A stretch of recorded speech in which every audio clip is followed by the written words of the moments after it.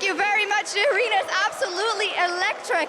Uzi, you finally did it after all those years, after being so close so many times. What does it mean to you to win this international title and lift the trophy at MSI? 那么多次离冠军只有一步之遥，这次终于拿到世界冠军了，你有什么样的感觉？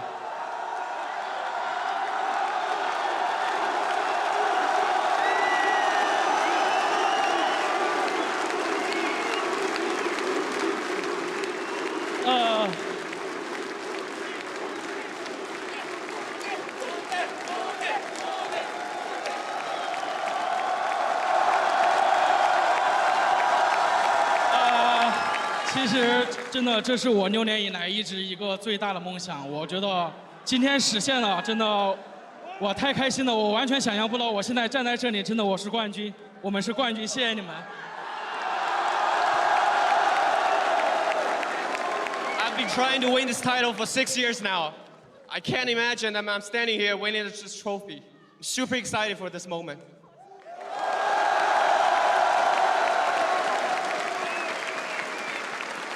Uzi, I think it's absolutely lovely that all your teammates are screaming your name. You put up a great performance, but is there anything you want to say about your team, about RNG, and how they've played throughout this tournament to help you get this title? 我们看到所有队友都在这里呼喊你的名字，你有什么对你队友说的？真的不用，真的。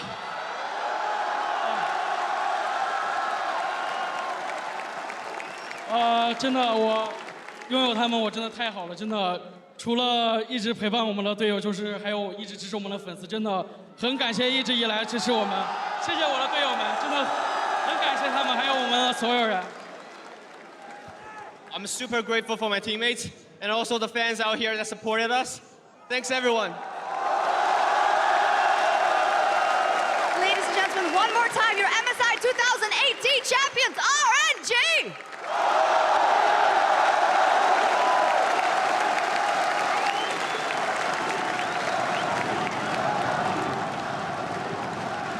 Vindication for Uzi and the rest of China as they step out of Korea's shadow here on the world stage. And they do it in Game 4 of the MSI Finals. Uzi himself coming up huge in the final minutes of that game to propel them to a comeback victory. Failure after failure. Uzi has been in second place so many times. He's almost the exception to the rule that you never remember who comes in second, but no more, not today. He is vindicated, like you said, along with the LPL, and he finally now reigns as king. And also the fashion in which RNG won this tournament. I think back to past MSI champions, and there was lots and back and forth, or even when SKT was winning, Faker would have the incredible games, but there were a lot of times during the group stage where we'd think, ooh, Faker really hasn't turned it on yet. Inconsistent, they're 6 and 4. Uzi here, save for the first day and a half, was unreal good.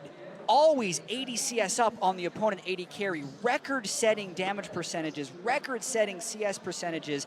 It was probably the best MSI performance I've ever seen. And now we even the ledger when it comes to China and Korea for MSI. 2-2 over the course of this tournament. That run from RNG, last 13 games since that loss to Team Liquid, 12-1. 12-1 is unbelievable against the best teams in the world. Performance of a lifetime, to say the least. Let's go ahead and relive those final moments of RNG's comeback victory here in Game 4 to claim the crown of Kings of the World. And effectively, all Kingzone had to do were dot the I's and cross the T's. It looked like they were set up for victory, but Uzi, he digs deep. He manages to save this team fight, ultimately falling in the end, but delaying the Baron. It's a long passage of play that you have to uncouple to really understand what went through specifically Uzi. Massive shoot, buys so much time, aggroes the Baron, and dies, of all things, to a tentacle hit. An insane team fight, one incredibly minor misplay to get the Baron, but here, having the guts to just go for it. Seeing the 80 carry out there, stacking the suppression on him, and at that point, Uzi can unleash. And this is why you watch the LPL. We have the best mechanical players in the world. We will always grab to find moments like that, and they do not hesitate. That when it comes down, when it's a clutch moment, they prove that they are the best in China and now the best in the world. And RNG was this team that could rewrite what seemed like a script of win the first 15 minutes, win the game. Couple of comeback victories. Look at how big the gold lead was, up to 7.4K in this meta. Unassailable for most, not for Uzi and RNG. I mean, Jat, you talk about the individual performance from Uzi throughout the tournament, 26K damage in this game alone. It boggles my mind how this guy stepped up onto stage every single time. Never faltered, or almost never faltered. Yeah, 6 years in the making to try and get to this point, but I also feel like his connection with Ming, his support, has been better than in his history as an AD carry. The Janna plays, especially in this situation, picking Janna into Zyra Khan is often considered suicide, but only once the entire game I remember getting him caught. It has been 1,891 days since Uzi's very first game in the LPL. 1,891 days. This guy has been claimed by so many people to be one of the greatest to ever play in the ADC position. He finally lifts his trophy, and it's about damn time. And we're getting a look in right now as Rendon gets to interview a couple of the RNG members, but you mentioned that counter that now resets to 0. I would almost want to flip the script at this point. Hey, the clock starts at 0 for 0 days since Korea has beaten the LPL in a best of 5. Yeah, you have to eat that one, and you do remember that it's also going to be Worlds in Korea this year, and Korea with a point to prove. Could you ask for a better setup for what should be just an insane tournament? I mean, listen, we don't know what's happening in the next season of LCK. Faker has been the best player in the world for 4 years. People are now calling Uzi it there. In history, it's definitely still Faker. If I can see SKT making it back to the World Championship, big if, Jack. I can't wait to see what happens if it does. But if he doesn't, this could be the start of something amazing for Uzi as the AD carry. Without a doubt, could be the beginning of a legacy for China as a region as well. But I do now want to kind of bring us back to the series itself and the team as a whole, because while we do talk about Uzi and his accomplishments and finally achieving, you know, this long-awaited dream, there were the other 4 members that we talked about throughout the tournament who had to come around him, who had to play that supportive style and allow him to be that true carry. Back in the LPL, we recognize RNG as a super team, and you got to see why in this series. Finally, Xiaohu, he's known as the solo kill guy on Faker back at MSI, but he hadn't shown up the tournament until this series when it mattered. Flashing forward, finding prey on the Malzahar, having an incredible Vladimir game. And then likewise, Ming, Karsa, Uzi. How many times, like how stacked do you have to make this roster? How many times have you watched Karsa internationally and been like, damn, imagine if he was on a team like Royal Never Give Up, and then has MLXG behind him? And I couldn't even imagine Karsa sitting on a bench for as long as he has ever since the playoffs started. MLXG, the star of the playoff run, and domestically, we saw very little of Karsa. We thought we might not see him at all. But starting him, sticking with him even after a loss, said that he would have the read on Peanut, that he could track him. He's known as his smart pathing jungler, and Peanut was certainly second to Karsa today. Now, throughout the tournament, all members of RNG had their time to shine, but when it finally came to earning the title of MSI champion, Uzi stood out when it mattered most and earned himself MSI Finals MVP. The numbers he put up this tournament, I do not expect to be exceeded for a very long time. The way he got to 10,000 gold so fast in every game, the way he carried at the back end of so many team fights, truly remarkable. The meta has been built around mid laners for so long. It was almost no wonder that a player as capable as Faker in the mid lane position would be the greatest of all time. Now we see that when a meta is designed around an ADC, when a team puts all of the resources in, Uzi is finally unleashed on the world. And amazingly, it wasn't the Ardent Sensor meta we would have assumed. It feels like right now it may be even more AD carry focused than that famous meta that seemed set up for AD carries, and the numbers they make for amazing reading. Finals MVP, easily my tournament MVP. Outstanding tournament. All 3 of their victories over that 40% mark for the damage share. Only 2 deaths across those 3 victories in this best of 5.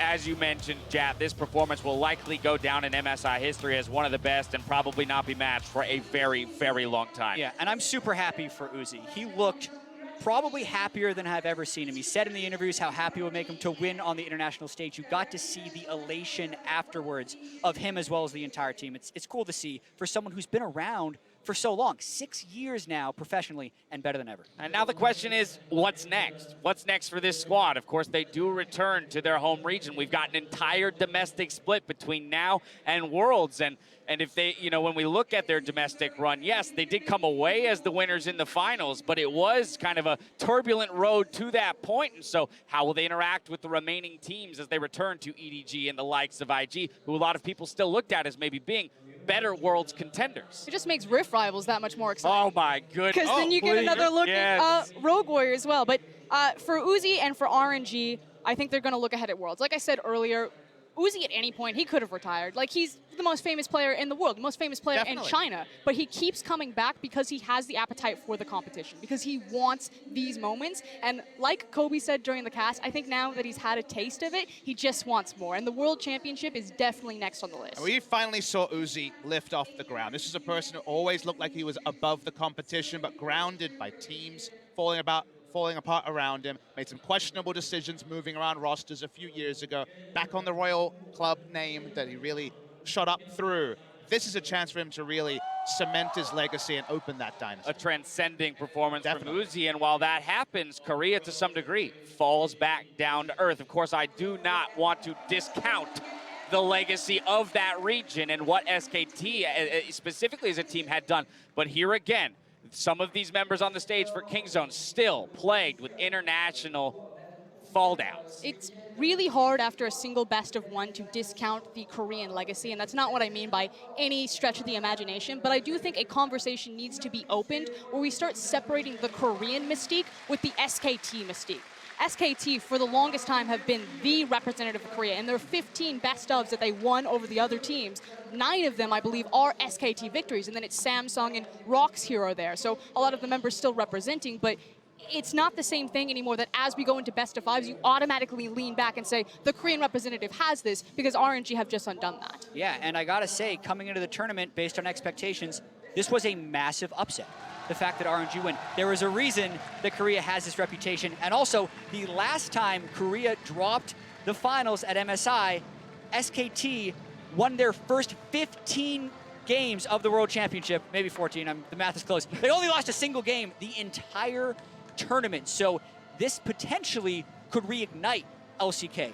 Maybe not Kingzone, because you could see there was definitely some buckling under the pressure, specifically for Khan. This there you have a big it. learning experience. The lower for third them. you've been waiting for, Frosker. But that stat is here because of RNG, and also because Kingzone did not carry on the Korean legacy international events. And, they clearly cannot be held as the one of Korea. They are not the SKT, they are not the Impervious team. I understand where you're coming from, Frosker, and because we are sitting at this moment, I think when it comes to Worlds, like you say, the reignition of the hope, the 3 teams coming together and representing Korea, you'd still have to be a betting man to say that we won't have a Korea versus Korea World Final. Remind it could me, still happen. Who won Rift Rivals? You know, I forgot. North America. North America did. Yeah, that's what I remember. Right. I mean, let's not forget, though, that this series, especially in that Game 4 until the final moments, felt like it was at a tipping point. You said the game itself was at an inflection point. The series, more so, as if Kingzone had been able to close that and even it up to the 2-2. Again, that's where that creeping mentality of the Korean best of 5 and how they will always pull through in the end comes together. And I think that's what makes it even that much more impactful that Uzi came up with the plays he did in those moments, right?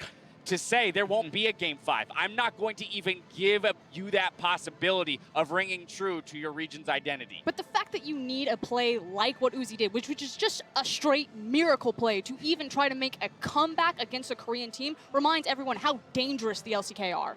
Yeah, they made that series so damn interesting. There's a reason we all predicted this series to go to 5 games. Right. We actually got cheated out of a game, Dash. It's true. It's true. Yeah, but still, the quality of those 4 games was so incredible. We got cheated out of a game, but we did not get cheated out of a series. To hear more from the champions, let's send it back over to Shox and the victorious mid laner. Thank you very much, guys. I'm here with Xiaohu after he received his medals and got to lift the trophy. We talked so much about the rest of the team, but you turned up phenomenally today in this game. What does it mean for you to lift that MSI trophy and to win that title? 这几场你的表现特别的好，想问一下你举起那个奖杯对你意味着什么？我觉得举起这个奖杯，就是不光对我，对我们整个团队，就是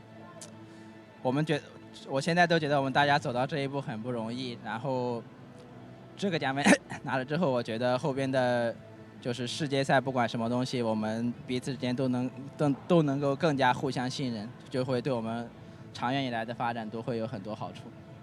Oh, lifting this trophy is just surreal. He's so happy that they are able to make it. After this journey, MSI, they think the team, as a team, they grew so much, and they are more confident in facing any upcoming events in the future.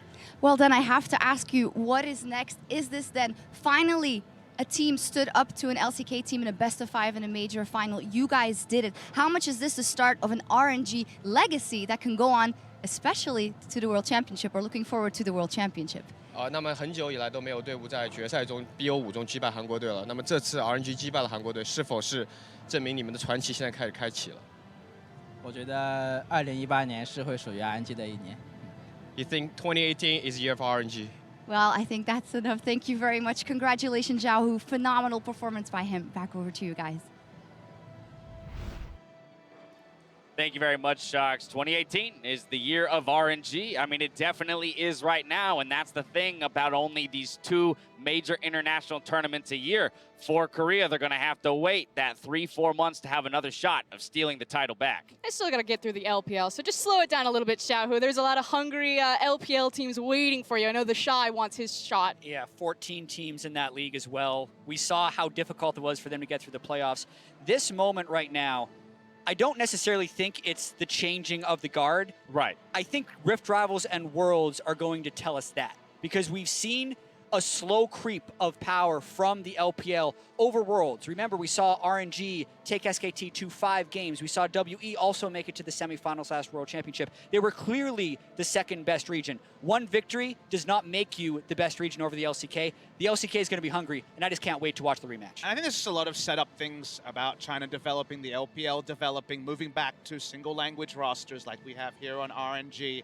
Just really doubling down on infrastructure rather than just importing star names. A lot less of my players jumping over to the LPL recently. I think they really put their faith in the right positions, and now you're reaping the rewards because RNG are clearly a top 3 squad in the world, and of course with the title, a top 1. Yeah, hot take. I think the LPL will be the strongest region in the world in 3 years. I didn't think it would be today. I suspected that Kingzone might walk away with it, that LCK will still show such a formidable force at Worlds, but ultimately with the LDL, 20 teams underneath us in a challenger scene, the LPL constantly expanding to 20 teams themselves, the infrastructure, the influx of incredible talented rookies. We only had 2 Korean imports come into the LPL this split out of over 18 rookies, so a massive insurge of power. Sick of coming in second to the LCK. They've completed step 1 in terms of shirking that identity here for the LPL. MSI 2018 was absolutely packed with big plays, and you made sure we caught some of the best ones to close out the tournament for the final MSI Big Plays, brought to you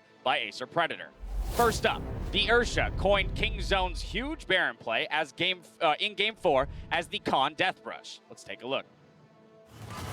It's already secured. Kingzone, can they win the fight? Nethercross buys some time, finally gets wins a reply kill. Koss is the first. Look at the feathers, they fly the call back. And Uzi trying to do something. He's taken out. It's a double kill and Kingzone get more.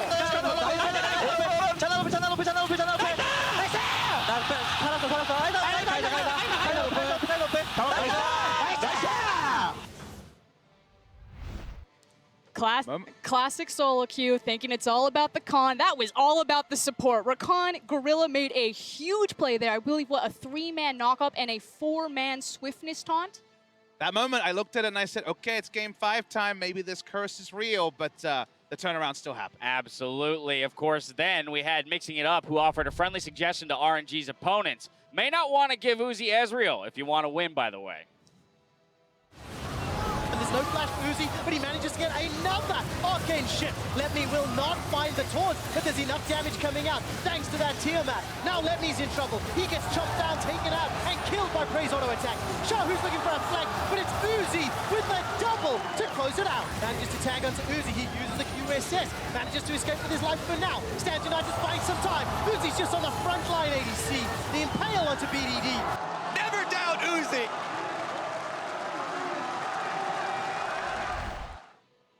Uzi was the most fed in that Ezreal. Oh, yeah. But I also want to point out how they were able to get him champions like Ezreal and Kai'Sa. It was because they were comfortable in absolutely every matchup. They actually gave Ezreal away to Reckless all 3 games in the semifinals. They are the only team that never banned Kai'Sa because they were willing to pick it into anything and also give it to the other team so they could beat it. Right. That just displays so much confidence, and the fact that the follow-through is there is why he was able to get on those strong picks so frequently. Performances like that, then force the Ezreal ban, and then hey, he jumps on the Kai'Sa and performs well anyway. So next up, Jeremy Jennings called out Betty's Kai'Sa, who was hunting for kills against Kingzone.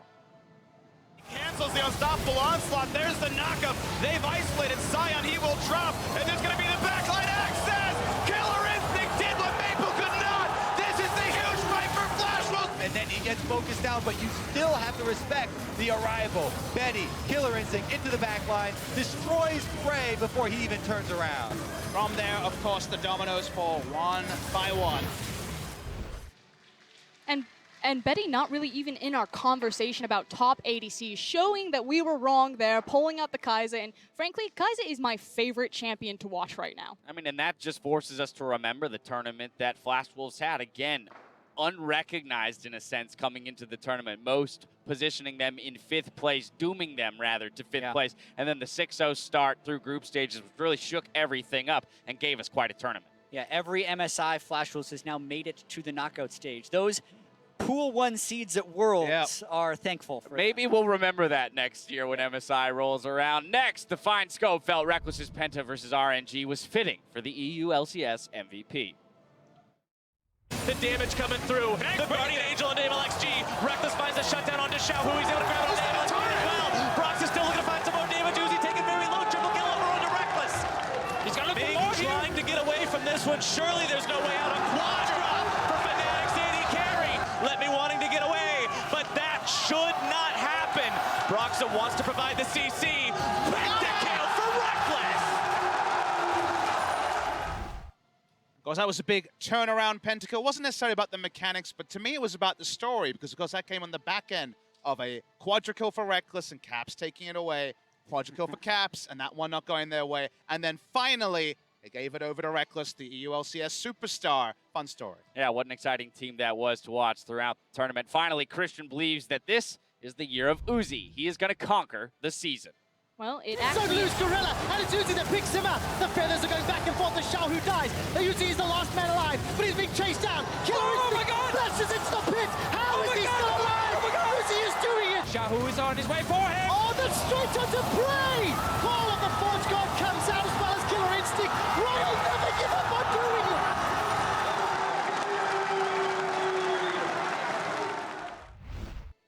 I think the best part of that is just listening to Deficio scream. Just like lose his mind as he's watching it happen. All 3 of the casters losing their mind, and then Kobe still struggling to figure out whether or not that was even game-saving in that moment, right? I think that maybe they've saved the game. Who really knows? That was one auto attack on Baron short, because he did do the auto attack on Baron, of being one of the best AD carry team fights you've ever seen. The speed at which he would ult to be able to flash behind the pit.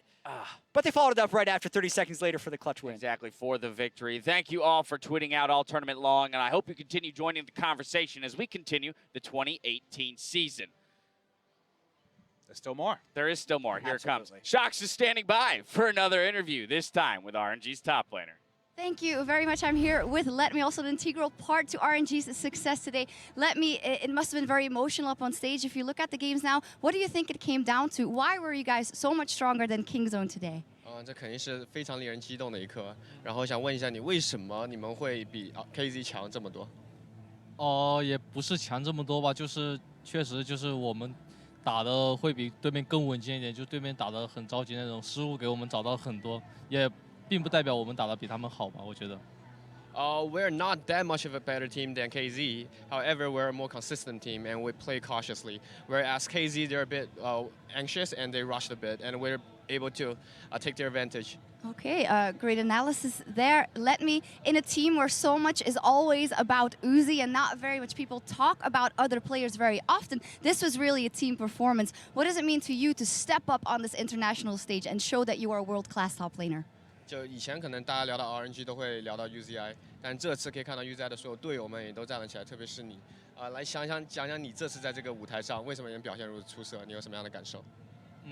就非常感谢队友们啊。确实，在来之前我们的训练状况不怎么样，当时自己也特别的懊恼自己打得不好，但是队友们一直给我鼓励啊，这样子就慢慢的信任我、接受我这样，然后让我慢慢找回状态，就非常感谢队友们。So he's just so grateful to have his teammates. He wasn't perform as well in the earlier days in their scrims, but however, the team keep trusting him, giving him the confidence to come back. So he's really grateful to have his teammates. And that trust delivered them the title. Thank you very much. Congratulations. Tremendous performance. Back over to you guys. I mean, one more time, again, another member of the supporting cast here behind Uzi coming up with some huge engages, especially on that Ornn and being charged with dealing with who the man that was said to be the best top laner in the world coming in. I watched that guy debut. I was caster of the LPL back in 2015 when Xiaohu and LetMe were both on Gamti. They were a fun up-and-coming team. You see so many years of seasoning, so many seasons of playing, allowing him to make those solid decisions on the Ornn and on these defensive picks. And I was struck by what he was saying about Kingzone, the fact that they did look desperate. That's kind of the thing you noticed about Kingzone this tournament, is that they were kind of coming up against their own hubris, the skeletons of SKT and things like that. There was so many moments of desperation that you didn't see in the LCK, and eventually they piled up, and RNG were the better team on the day. And as far as trying to figure out the slow team versus the fast, aggressive, maybe helter-skelter team, it's never been the LPL being the slow team and the LCK being the fast team. And it's funny how the first time that happens in a best-of-5, it's the LPL that wins. Well, there you have it. That's the conclusion of the first international event of 2018. But if you're itching for a rematch between these powerhouses who slugged it out today, Kingzone and RNG will be facing off again in just a couple of months as Rift Rivals returns the week of July 2nd. We asked for more international play, more top-tier play, and we're going to get it just then. Yeah, and it's also the Flash Wolves joining them as well from the LMS. So after a surprising emergence from Flash Wolves, you got that to look forward to. You got LCK, you got LPL. It's a great tournament. Got NA versus EU. Right? Yeah. That's, you know, come on. Doesn't matter the Premier League tiebreaker. It really matters. They're coming to NA and getting smashed. Yes, and we're going to be there to watch it. Papa Smithy, we already hit on it briefly, but kind of the idea that perhaps now Korea will have a chip on the shoulder. The idea that where maybe in the past they feel as the most dominant region that they can walk it. Now they got something to prove. They got to strike back as the MSI scoreline is 2-2. And that's the excitement, is that it's kind of an expectation that Korea always wins. It's not just true in the English-speaking community. It's the same thing in Korea. There will be criticism. There will be people that will have to bounce back from this. But seeing them no longer in that position of just owning every title, not Rift Rivals Championship, maybe you can put that to one side. The MSI Championship, you can't reconcile that. So it will be a really exciting summer, and potentially we'll see some new faces when it comes to Worlds. Yeah, and I want to see how they deal with this criticism as well, because sometimes losing international tournaments like this can either motivate a team to be better or it can actually break them, because they didn't necessarily face adversity in the LCK season. Peanut was dominant in the LCK season. He was not dominant here at MSI. They were subbing in Cuz. I know that he was getting a lot of criticism from the Korean community. So how a team deals with failure can often be more illuminating than how a team deals with success. And now Kingzone with this new roster with Peanut has to deal with some failure. And as we put a cap around this tournament, one more time, I want to recognize where we are, the venue, the crowds that we played to, that these guys on stage. Again, remember, these are two foreign teams to the country that stepped up onto this stage and heard thousands and thousands of cheers, led, of course, by the French casters themselves. Uzi talking about it, saying in an interview, sometimes I feel like my foreign fans are more supportive or in larger numbers than the ones I have domestically. I can only imagine what that would have felt like to have stepped on this stage and then to come away with the victory in front of them. Yeah, Paris has just been a wonderful host to the entire MSI tournament. And again, hats off to Chips Noi. The fact that they were, motivating the crowd, the Kingzone, the RNG chants, the whole stadium, my body just shook with anticipation around this. And you can even hear the French crowd going off again as the LPL squad gather around to take the entire org. Yeah, their last photo. It's photo time, man, and they deserve it here back center stage as an entire squad still wearing their medals. Yeah, and I also wouldn't have expected the Uzi from 3 years ago to wait for his entire team to grab the trophy. I know that seems like a minor thing, but it has so much been all about Uzi, and I think Uzi is doing a good job of deferring and crediting his teammates this time. And now I just want to skip to Worlds already. And of course, there's a lot of action before them, because I want to know, Is this a moment of a sea change coming through, or is this just a blip? We don't know right now. It's certainly a very significant result for this massive market in China, for Uzi, and for Legacies. But where it's going from here, we've had Korean dominance for so long. Now there's no guarantees, and that just makes it all a little bit more spicy. Uzi and the rest of the RNG squad. Much deserved victory here in Paris, France, but that is going to do it for MSI 2018. So for myself, the casters, and the entire live broadcast crew, thank you, Paris. Thank you for watching, and we'll see you next time for more international action.